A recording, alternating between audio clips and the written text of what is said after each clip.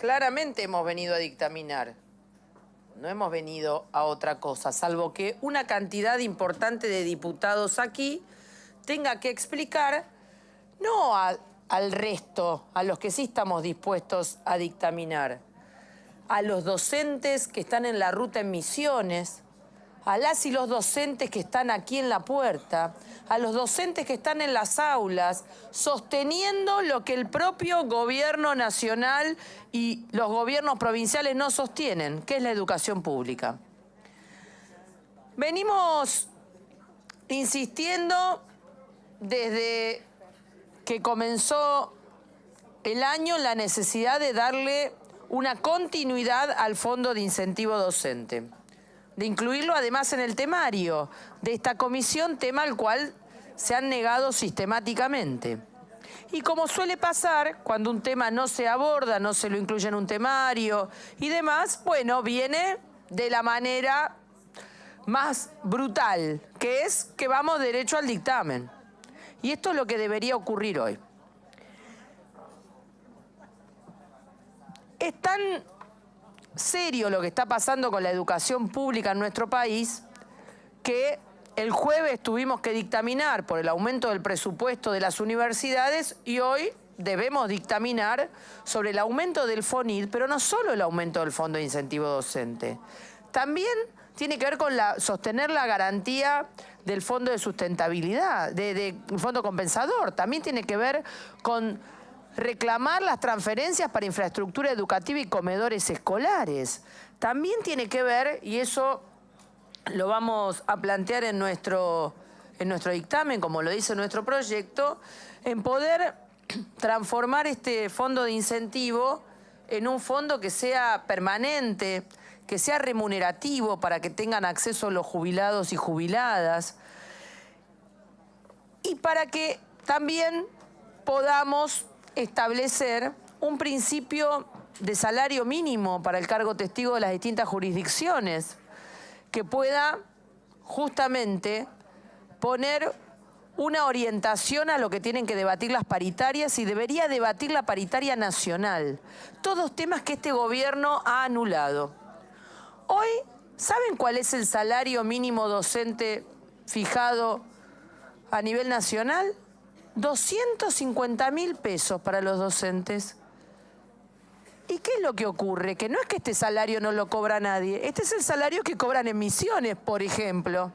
Es el salario que cobran en las provincias más pobres, a las cuales, en la medida en que no se fija mediante la paritaria nacional un salario mínimo y no se garantiza el fondo compensador, no hay ningún motivo por el cual los gobernadores se sientan empujados a aumentar esos salarios.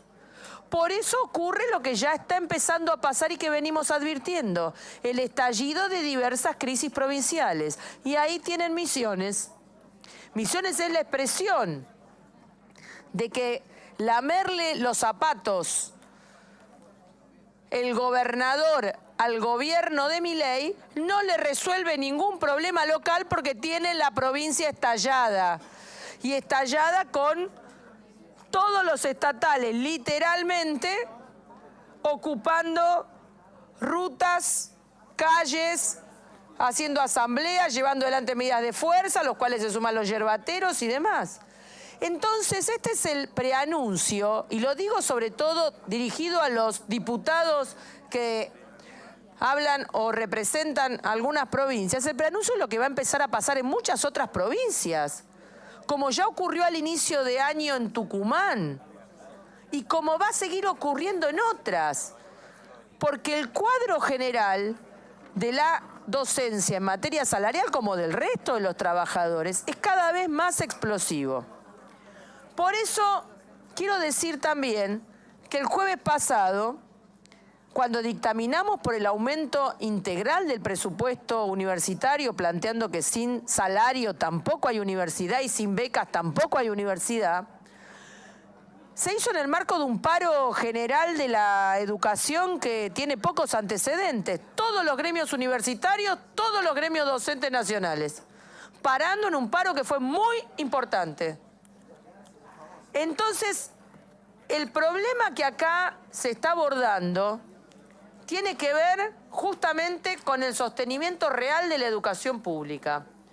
No lo van a resolver el problema de la educación pública con ese proyecto que tanto acarician, que es tratar de barrer el problema bajo la alfombra, declarando la esencialidad educativa para prohibirle a la docencia que pueda hacer medidas de fuerza en defensa de la educación pública que los sucesivos gobiernos atacan, vacían y demuelen. Por lo tanto, acá tenemos un problema que es muy claro.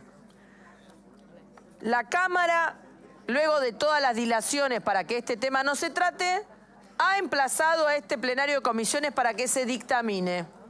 No veo bajo qué argumentos, salvo dilatar, alguien puede negarse a que esto ocurra el día de hoy. Desde el Frente de Izquierda consideramos que se tiene que dictaminar el día de hoy y vamos a aportar además algunos otros datos.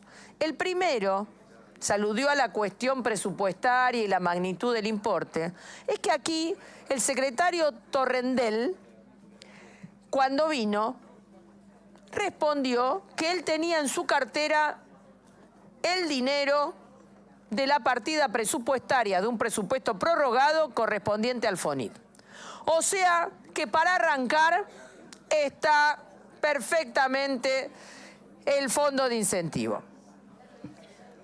Pero también hay que ver que el famoso asunto del voucher educativo para las escuelas privadas, donde en algún momento quisieron argumentar que iban estos fondos, que no fueron allí porque Torrendel no dijo que estaban yendo ahí, dijo que él los tenía para resolver a dónde iban.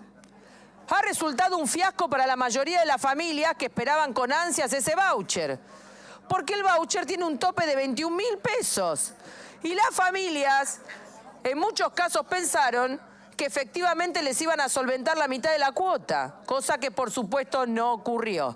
Lo que se ha hecho con ese fondo es un negocio para sostener y mantener los bolsillos llenos del negocio de las patronales de la educación privada, pero tampoco le ha resuelto un problema a las familias. Con lo cual se sigue produciendo la migración de familias con sus estudiantes desde las escuelas privadas a las escuelas estatales, que en muchos casos no tienen las condiciones adecuadas para poder atender correctamente esa matrícula. Como todos los estudiantes entran, bueno, luego pasa lo que tenemos cotidianamente, escuelas y aulas superpobladas, docentes sometidos a una situación de desgaste enorme, doble, triple y hasta cuádruple cargo para poder llegar a fin de mes, y una situación donde es esta política de los gobiernos la que deteriora una vez tras vez la educación pública de los niveles primario, secundario, terciario, inicial, las modalidades de educación especial y el resto de las modalidades artísticas y demás que tiene nuestro sistema educativo. Entonces esto no aguanta más dilaciones, no aguanta dilaciones de este recorte de salario, no aguanta dilaciones de seguir eludiendo poner los fondos que tiene que transferir el Estado Nacional a las provincias. Y yo me adelanto a otro debate. Justamente nosotros entendemos que al revés, la educación debe ser nacionalizada.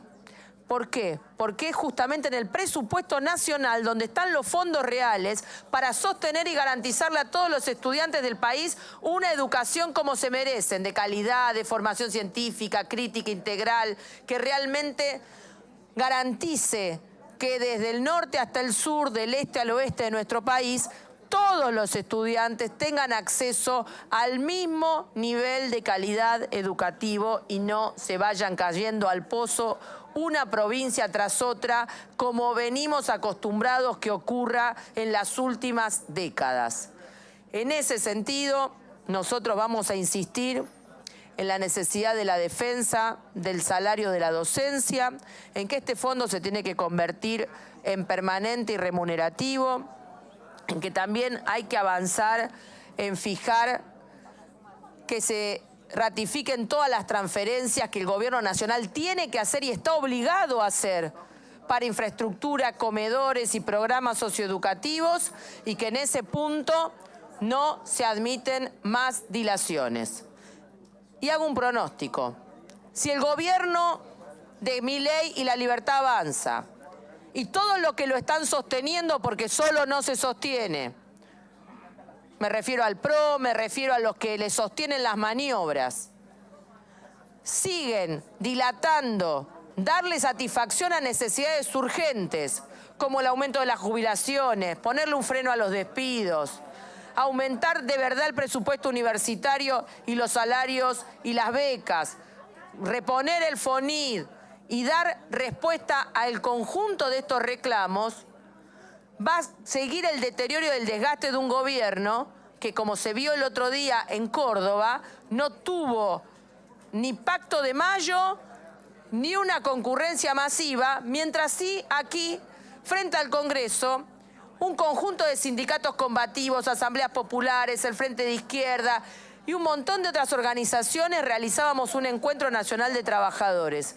que ha votado una serie de medidas muy profundas que tienen que ver con ganar la calle, con enfrentar a este gobierno para derrotar todo este plan de hambre y miseria.